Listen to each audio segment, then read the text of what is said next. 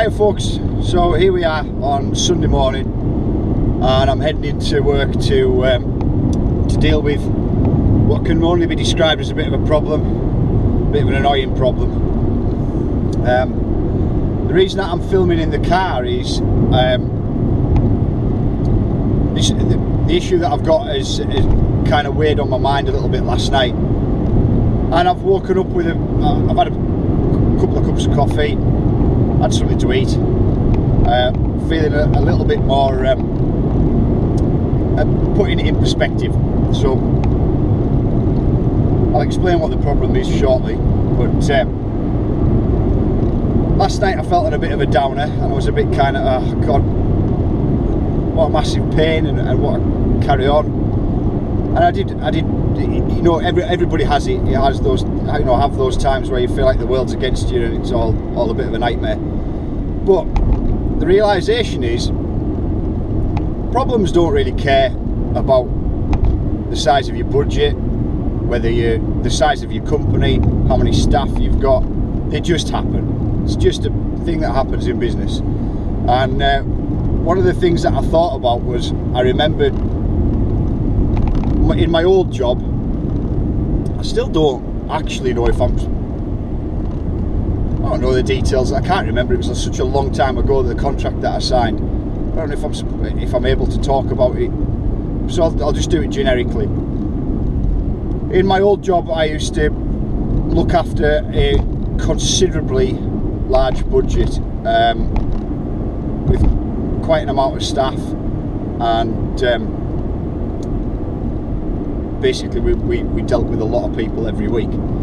So what reminded me was there was a time where I had a delivery of two 40-foot articulated containers arriving full of bikes, which worked out at about 800 bikes, and they were arriving to replenish my hire fleet. Now the dates and everything was set for these, and so accordingly I'd allowed holidays, and I'd also at that time I had a couple of guys off sick as well, and so I was already like 5 staff down. And as you can imagine, having 800 bikes arriving one day that all have to be unloaded and put away inside the venue, this is prior to starting building them, but it's quite a task and it's a really, really busy day. Now what happened was the delivery ended up, for reasons that are still kind of beyond me, but it ended up arriving 1 week early. And as I say, at the time I had people off sick, I had people on holiday. I was all expecting them to be coming back the next week and we'd have a full team, but no, 2 wagons arrived. So we're having to unload these with just not the right amount of staffing in, whilst having to have the hire venue open. So we're hiring out bikes at the time, and there's like 800 mountain bikes turn up.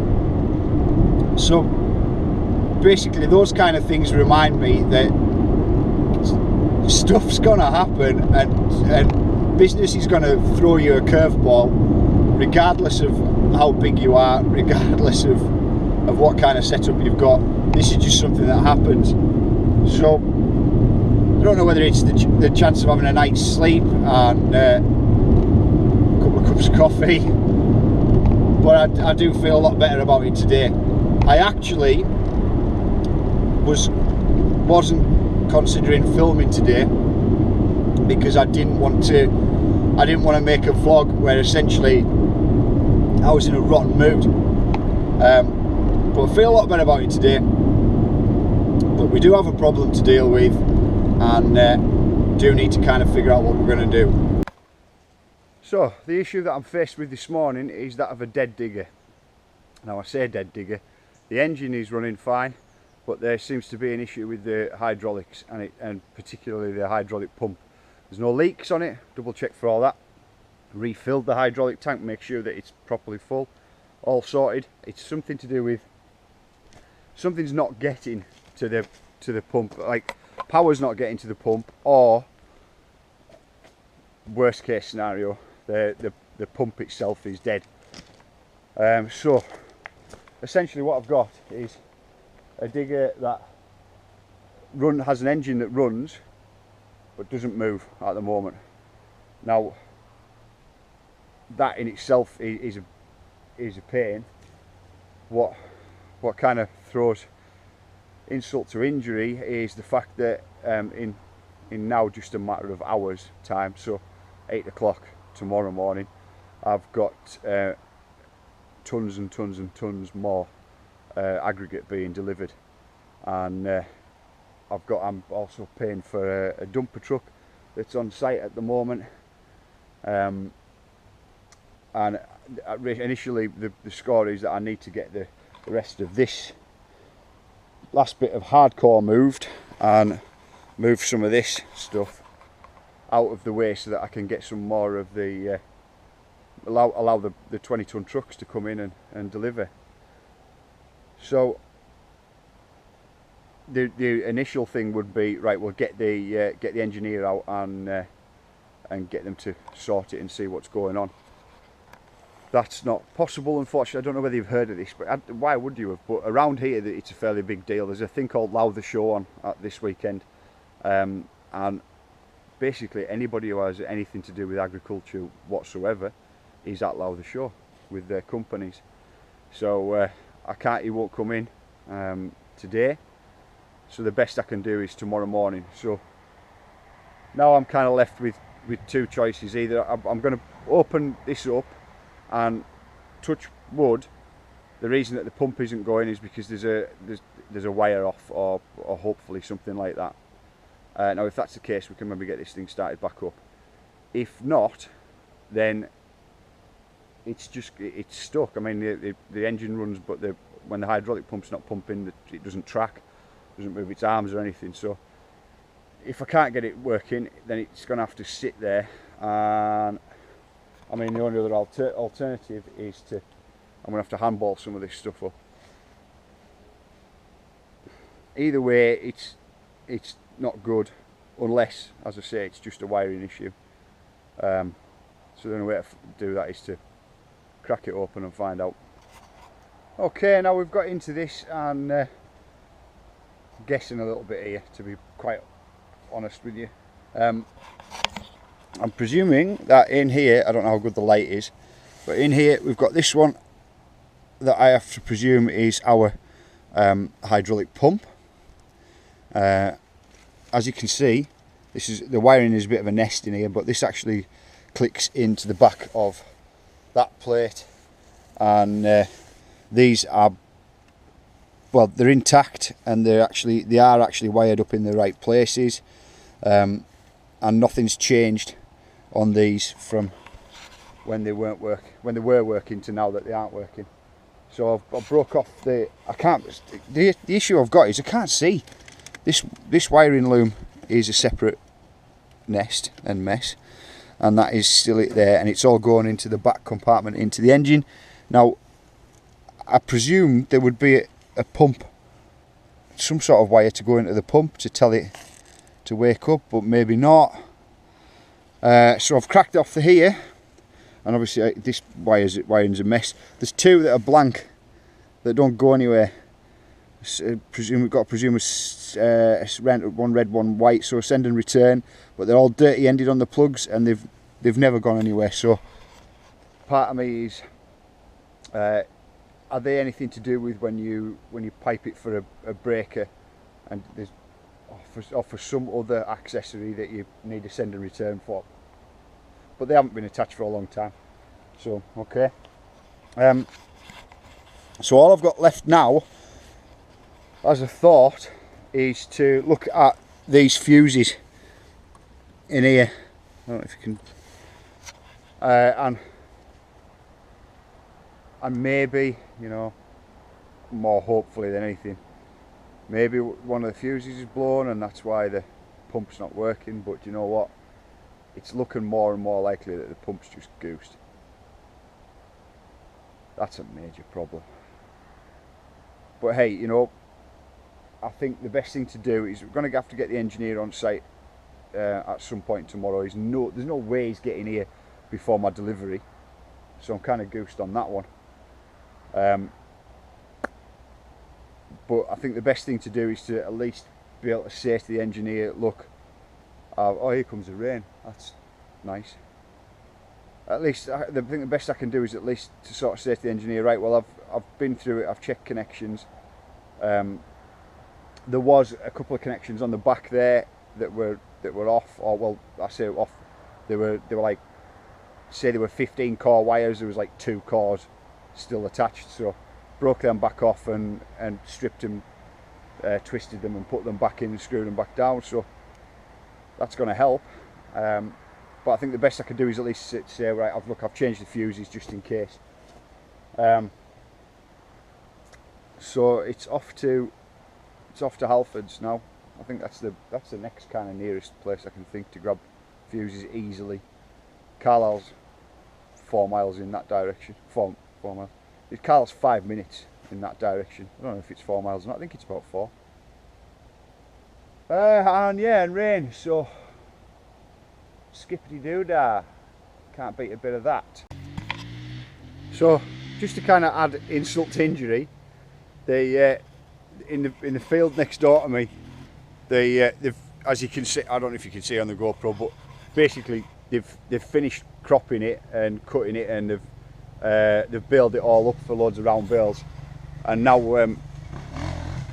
I guess it's the farmer's son or his friend or something, but he's now out riding dirt bikes, and maybe it's just because I'm in a grumpy mood, but he's like popping wheelies and stuff, and I kind of feel like, is he just going, haha, unlucky Ben, if you'd have been out riding dirt bikes today you wouldn't be having a bad time. And it's irrational, but I've got somebody having a real good time next to us. You've got to laugh, like. Forgive us because I can't really remember where I'm up to, but in usual terms, I'm going to try and hold this really still and see if it'll focus. I don't know if that focuses, but in usual terms you would say that having white and dulled off spade connectors on your fuses was pretty much bad news, or not ideal. Now again, I'm a bike mechanic, not a plant mechanic, and I've been through and had a look at the wiring. I've saw a couple of crappy bits of wiring, but I can't see anything in particular, so I'm gonna have to go and this is like the last thing that I can think of, so try at the fuses. So let's go and grab some more fuses. I've just got back with a brand new set of fuses, so some of those new spade connectors. The ends of the old fuses were all white and corroded, so you know, whether this is going to make a jot of difference or not, I don't know, but I'm pretty sure that the corroded ends of the fuses probably weren't helping the job. It's worth a shot. Let's see what happens. So I'm stood off it a little bit just so maybe you can hear me, but I'll let you have a look at the predicament I'm faced with. Now at the moment, everything running. I'll fire up the engine a bit. You should be able to give some movement to this one and at least see the blade come up, or the boom arm on this one.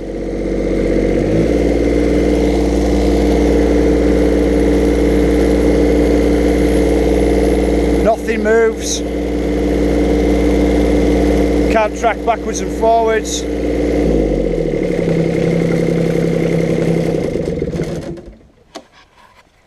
You can't track it, you can't move it, you can't move the boom arm. You certainly can't load a dumper with it, and it's stuck. So okay, so make new plans. I've got stuff to shift, basically. That's just how it is. I've got a good 18 tons or so to shift. So we start handballing.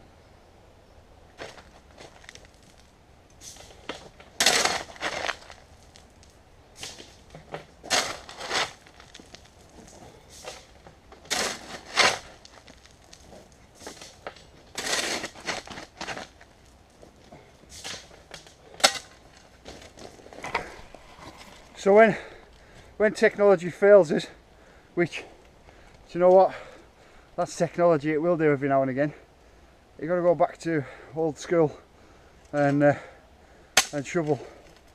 So that's what we're going to do.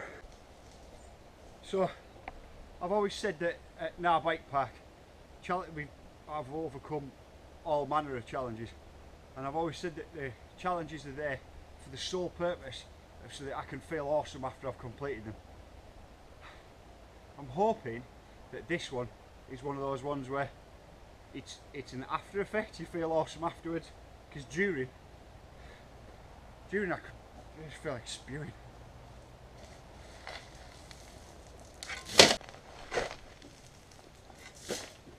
It's time for some random shout outs.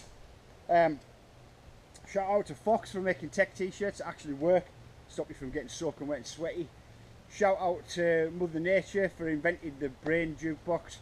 Keeps you going all day, that thing, better than a Bluetooth speaker and MP3 player. And shout out to cold beer, because frankly just the thought of you is enough to keep going.